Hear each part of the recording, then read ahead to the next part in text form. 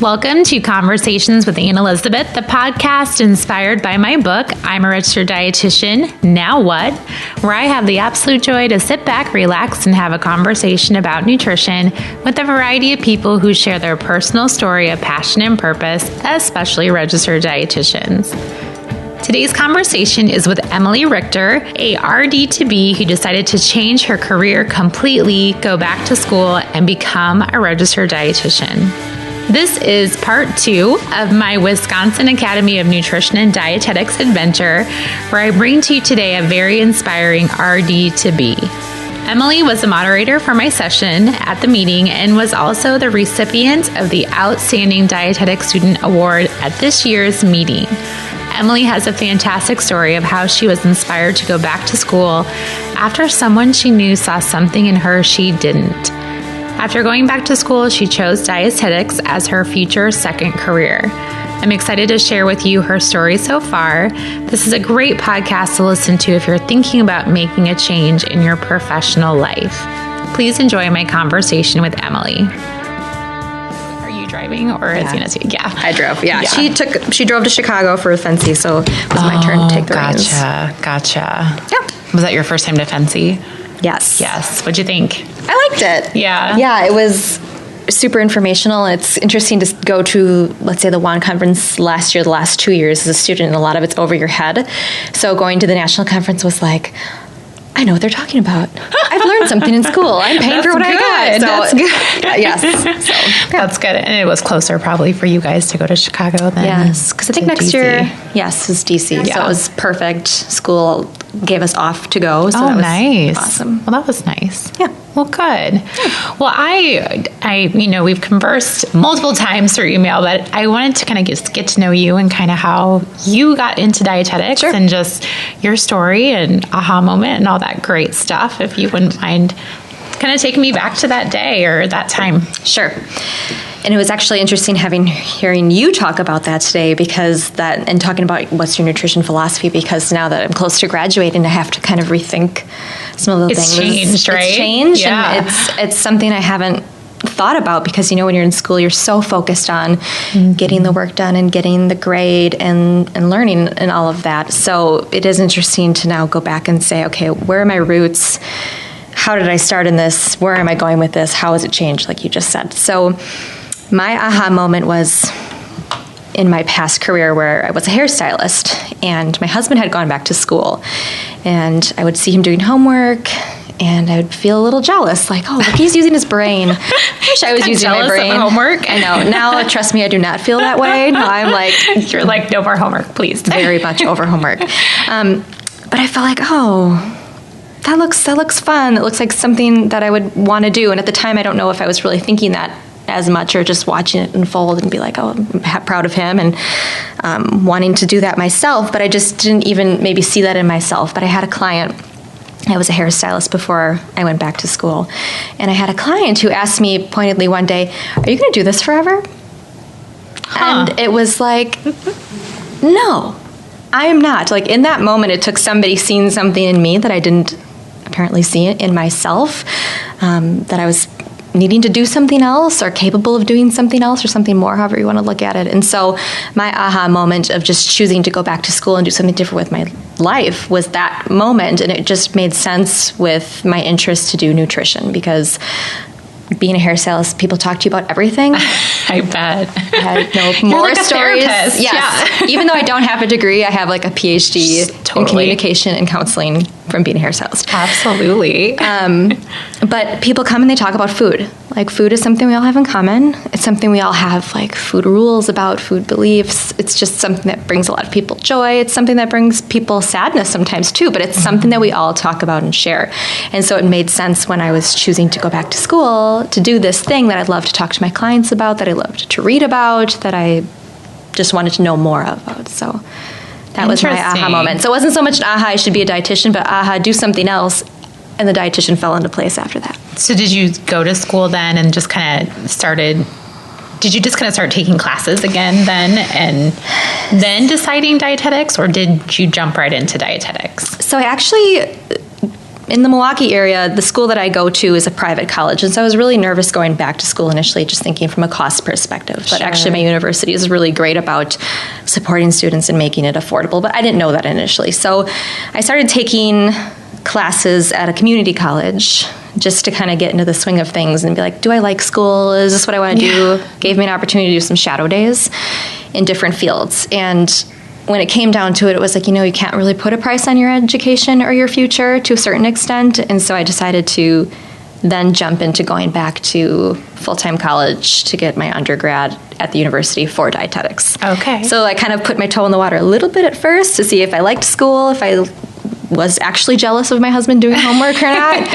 And then from there, just jumped in full swing and haven't looked back. As a second career dietitian, do you I think that's so smart to do that, just because you don't know if you're ready to jump back in. Do you kind of recommend that for someone who maybe is thinking about going back to school, to kind of start out and take a few classes and get your feet wet a little bit? And I feel like it really must vary person to person. It's probably very individualized.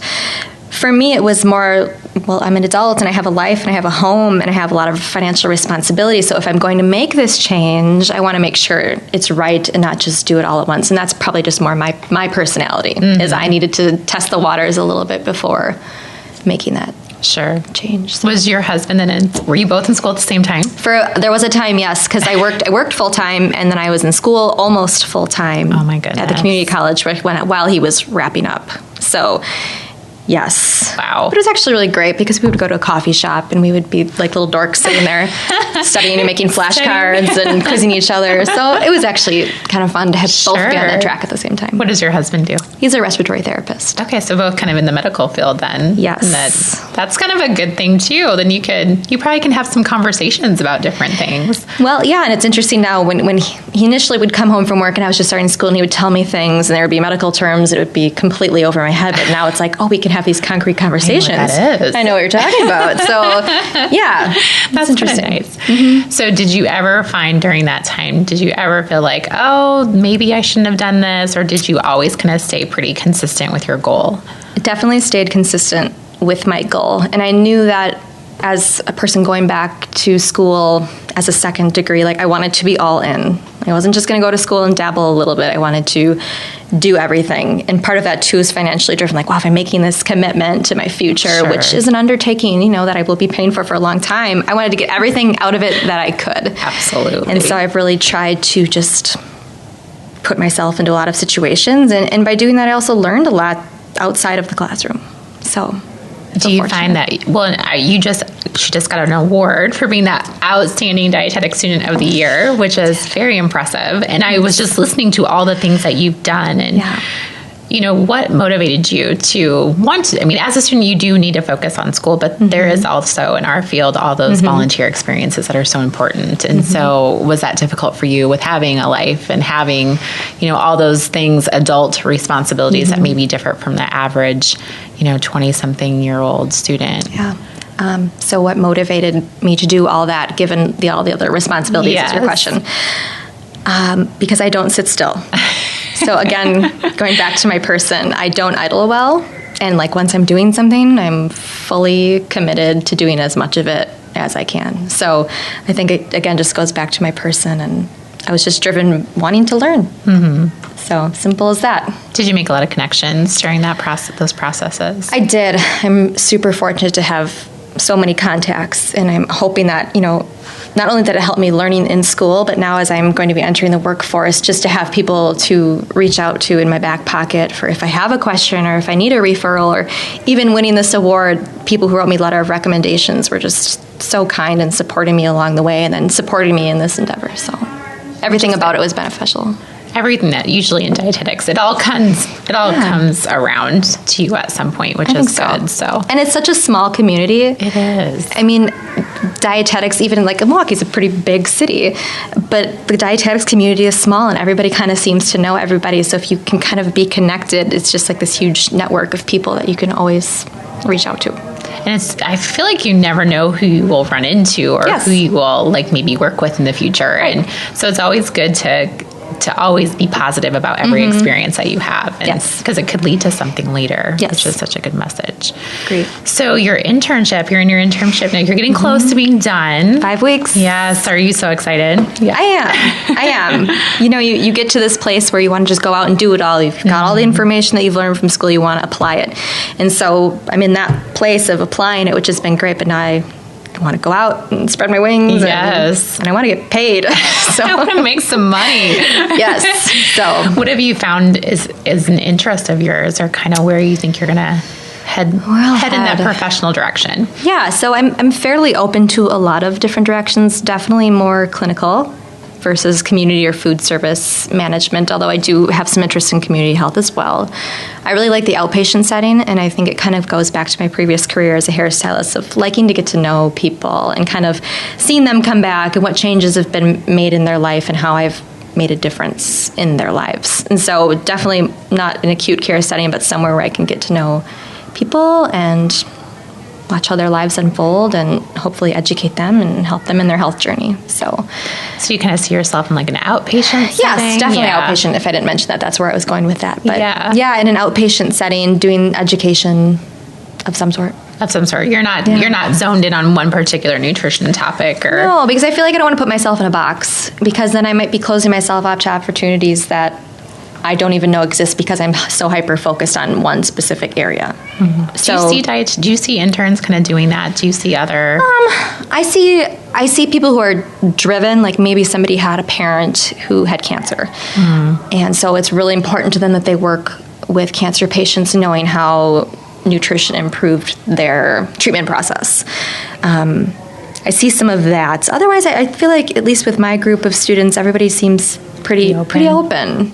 I think that's we good. Don't know. Yeah, and that's true. You don't know. And I think there are some intern students that are like, this is exactly what I want to do, but then you just, again, you have to be open. And it was interesting because I just had the individual ask me at the end of my presentation about, what would be your advice for a person just starting their internship? I heard her ask you that. And that's something that I've never been asked that before. And I would think, I've been out of it for 17 years, so I would think that you're a more relevant person. So what would be your advice for someone just starting their internship?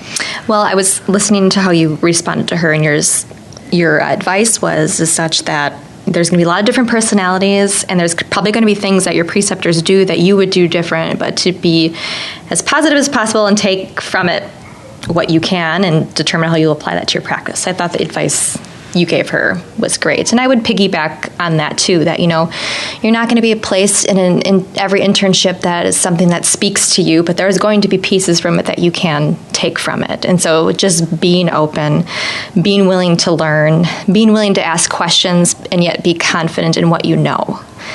I think that's really, really key, is to just walk out and just be like, okay, I'm prepared. My instructors have put me in this position to be able to do this, and at the same time be willing to ask questions, and that's the best advice that I have. I like your advice too, because I think we maybe as interns aren't as confident in ourselves to just say what we think and be confident in what we know. And I think that's a very good message. And that's a good message for anyone just starting out their career too. Sure. It's good to ask questions, but it's also, a lot of stuff. Yeah. So go for it.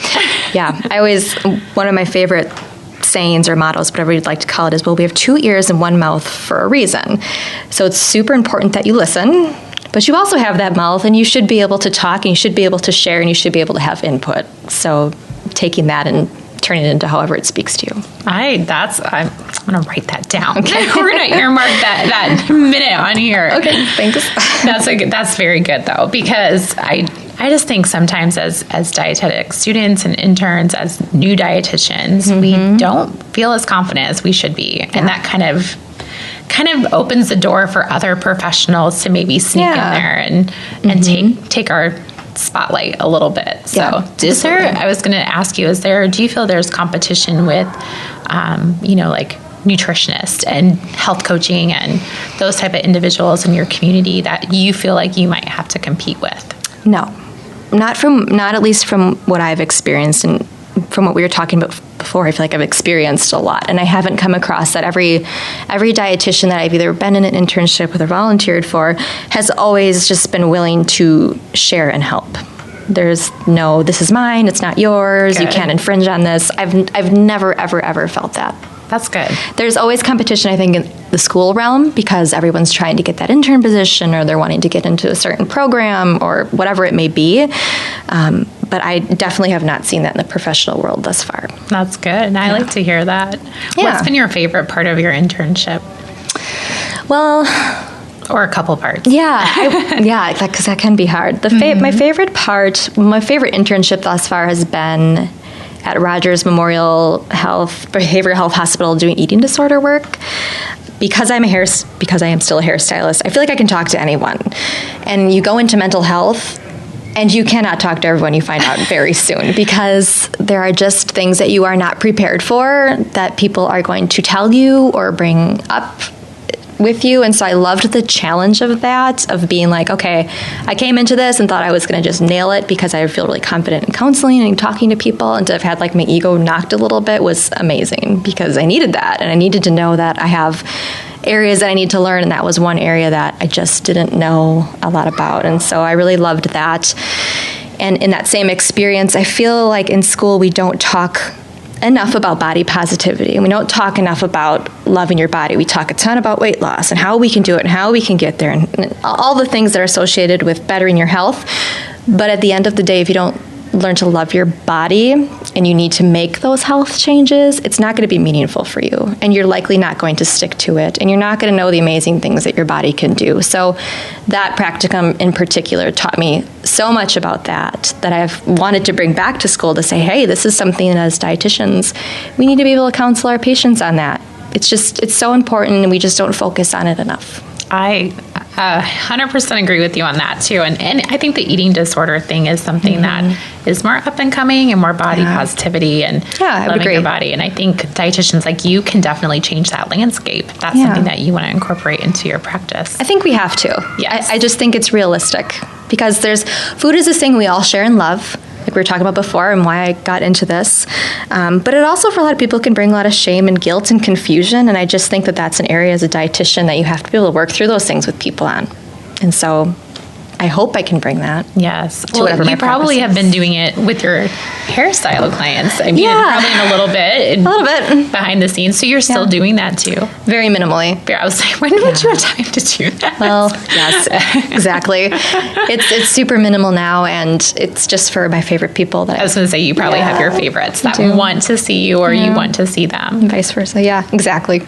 Well, I like your message and kind of where you see yourself and what you see yourself kind of practicing in. And I think those principles are applicable to anything that you work in, any area, even being a hairstylist, like just sharing that message of, love your body. It's a good place to live, and you should love it. And it does amazing things for you. Yes. And you're not your body. You're the soul inside your body, Exactly. So that needs to be healthy first and foremost. Yes. I can see like changes in myself learning more about that, of the way I treat myself, which I think a lot of dietitians might struggle with. Yeah. Or dietitians to be might struggle with too, as their own personal hang-ups about that. Yeah, I would agree that there's a lot of pressure, which you even talk about in your book. We put a lot of pressure on ourselves to be a certain way because we're expected to be that way by the public eye. So there's a lot of scrutiny that comes from that. And it's super important that you don't take that to heart, and you don't take it personal, and you don't let it define you, because what's the point? It's so true. What's the point? So true. It's not worth it. So, have you enjoyed your time volunteering for the Wisconsin Academy? You know what? I have. I really have. I did not appreciate it as much until I actually went to an event. So I was on the Dietetics Club board for my school. And we have a person, Anna, who was here today, who you actually met, who was our WAN liaison. So she was the person who would go to a lot of WAN events or read up about them, bring them back, and encourage everybody to participate.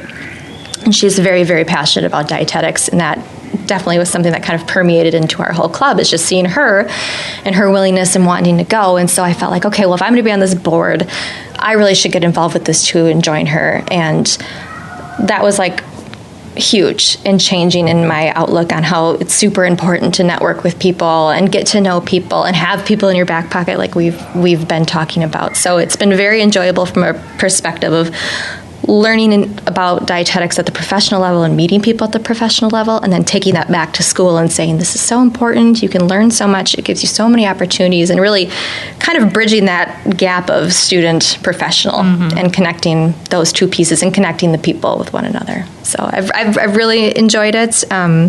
We specifically worked on a project where we've been trying to get students more involved in WAND so that WAND can be sustainable throughout the future. And that's, I know, why you're here today and why you came to present, was to just make students feel welcome and wanted and encourage them to continue on their journey in WAND as they become professionals. I hope so. I hope that happens, because I think a lot, like I told you guys, I didn't have it even on my radar when I was a student. So I wish I would have, because I think job opportunities would have been more prevalent, and just, again, that whole networking and support system. I was like in an island all by myself. So it's nice to see you younger students and interns and dietitians doing and being more active. Yeah. And honestly, I have to give it all the credit to Anna for just really encouraging all of us to become members and to get involved, because I've seen the benefits now. It just takes one person. It does. One person to light that fire. Yes. So Anna's been good for that. Yes, she has. She's awesome. Yeah. Sometimes second career dietitians can really, I don't know, they give you a perspective, I think, sometimes on they've tried something and now they're found what they're really passionate about, and they tend to carry that flame a little brighter, which is good. I would agree. Too. Thank you. Yes, I agree. So is there any advice or anything that you have for, people in your position that maybe have teetered on going back to school and becoming a dietitian, or just trying something new with their life? Do you have any advice for my listeners on that? Sure. Going back to that aha moment, I was lucky to have one, but not everybody has those moments of clarity in life. It just doesn't always happen like that, but I always think that life is really short, and you should take full advantage of everything you can. And one thing that I always ask myself if I'm feeling nervous or unsure about something is, what is the worst case scenario of this decision? And can I handle it? And 99.9% of the time, I can handle it. And so, of course, you should make the jump, and you should try something new and push yourself to just, experience everything that life has to offer. So, I don't know. My advice would be to ask yourself that same question is, can I do this? What's the worst case scenario? Can I handle it? And most of the time, you're right. 99% of the time, you totally can handle it. Absolutely. I don't think we trust ourselves enough. No. If you had to create your perfect dietitian job or dietitian-y related experience, what would that possibly look like? Oh my gosh, that's a really good question. I would love to be doing something that involved cooking and teaching at the same time. So whatever that may be, I don't know. If you're out there and you want me, Emily. Definitely doing something that I also really like, public speaking. Okay. And so whatever position might be that would allow me to educate people on an even larger level would be really awesome. So those three things. So you like to cook? I love to cook. Love to cook. My favorite thing about cooking, which is hopefully something I can teach people, is to be able to look in your fridge and make things out of things you don't know that you can make, because it's a money-saving thing, it's a creativity thing, I think it's a magical power thing, because I can't do that. You can do that? You can open up your fridge? Oh my gosh. You need to rub those skills off on. See, now you could totally help me with that, because I look at my fridge and I don't see anything. Same way with like spices and seasonings and things like that. I don't have that brain. So you definitely have a culinary brain. I think so. Yeah. And I think it's just because I love to cook, and I'm a vegetarian, and I have been for a very long time, and it kind of forces you to think out of the box to begin with. Sure. And so I think it's probably stemmed a little bit from that. Oh, I bet you and your husband have amazing meals. Well, we'll ask him. in your free time when you're, not studying or getting ready for the RD exam and all that good stuff. So. Right. Well, that's exciting. I always say this, I swear, with all my guests, I'm like, I'm going to follow up with you or have another podcast in like 2 to 3 years, and we're going to see what you're up to, because I think it'll be interesting to go from this moment to that moment and see the difference. I think so too. We'll see where the road takes me. But yeah. Well, I have some fun questions for you before we end our conversation. What's your favorite food? Oh, my favorite food. I have a favorite sandwich. What's your favorite sandwich? Is it one that you make? No, it's one I get at a restaurant. Well, my favorite food in general is Indian food. I love Indian food, and it's so vegetarian friendly, so that's probably where that comes from. But I have this favorite sandwich at a restaurant in Milwaukee, and it has seitan on it, which is a vegetarian meat substitution, and then it has pickled radishes and basil garlic aioli, and it's like this really amazing combination of sweet, savory on a ciabatta bread, and it's warm and cold. Everything about it, like, it hits all the spots. So that sounds delicious. What's the name of the restaurant? Honey Pie in Bayview, Milwaukee. If I ever go to Milwaukee. The sandwich is called the Klug. The Klug. I'm writing that down too, everybody. So it's amazing. If you go to Milwaukee, yes, I love radishes too, and I like pickled radishes. Yeah, it's really yummy. Yeah, and basil aioli. What's not to like? Have you tried to recreate it at home? No. You're like, no, I'm not going to try. It's a masterpiece. No, I can go and have it easy enough. So That's true. Do you have a favorite beverage? I love iced tea in the summer. Favorite beverage, and I love red wine. Any particular grape? Well, I love a Pinot Noir, Meiomi. That is like the most trendy new thing right now. Everybody is raving about that. I have not had it yet, so I'll have to try it. It's very, very good. That's one of my favorites, Pinot Noirs. Yeah. Favorite color? Green. You read my second green today. Really? Maybe it's because we're all wanting green because it's brown right now. And rainy and hail in Wisconsin. And a little snow and who knows what else is that? Some thunder. Yes. It's sad. Do you have a favorite scent?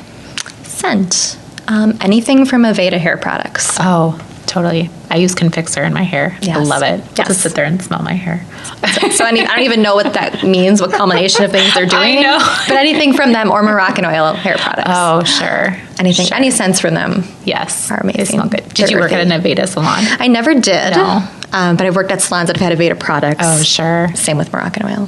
Fun. That's fun. Those salons are like, it's just like essential oil heaven when you walk in there. I can't imagine. I would love to work there and come home and smell like that all the time. Yes. Because I imagine your house would smell like that. Your bed would smell like that. Your pillow. You'd be like, I smell like my bed. I know. It'd be amazing. Yeah. What brings you joy in life? I love my dog. What kind of dog? Brings me so much joy. He's a Schnauzer. What's his name? His name is Billy. Aww. So I love him. I have a ton of nieces and nephews, and I love spending time with them. They make me very, very happy because kids are so creative, and the things they say are hilarious and off the cuff and unapologetic, and I think is awesome. And I love spending time with my husband. So those three things bring me a lot of good joy. How long have you been married? It'll be 8 years in May. Congratulations. Yes. That's exciting. Yes. That's very exciting. Thank you. Well, thank you so much for spending time with me, and drive safe back home. And thank you. I'm so glad we got to meet. Yeah, absolutely. Me too. It's been fun. I think what I loved about Emily's revelation is that her client asked her that one question, and it changed her whole course of action in her life. I think it's mind-blowing how some people just see something in you that you may not. I always look forward to talking with people who have those life-changing experiences. And I will definitely follow up with Emily. I know she's taking her test soon if she already hasn't. And she probably already is a registered dietitian by the time this airs. So we'll definitely have a quickie call in 2019 and see what she is up to. Today's episode is sponsored by Jolly Time Healthy Pop Popcorn, because you know how much I love my popcorn, and I have been snacking on it a ton this time of year. It's just quick, it's easy, and I can add lots of different great flavors. And my latest flavor I've been doing is adding cinnamon and actually a little bit of turmeric at the same time. So I get a really interesting combination. If you haven't tried this fantastic popcorn, please go to jollytime.com. Make sure to download some of their coupons they have available and experience it yourself. My website, AnnElizabethRD.com, is where you can read my weekly wisdom blog post each week, where I share my current adventures, some food I am eating, some music I am listening to.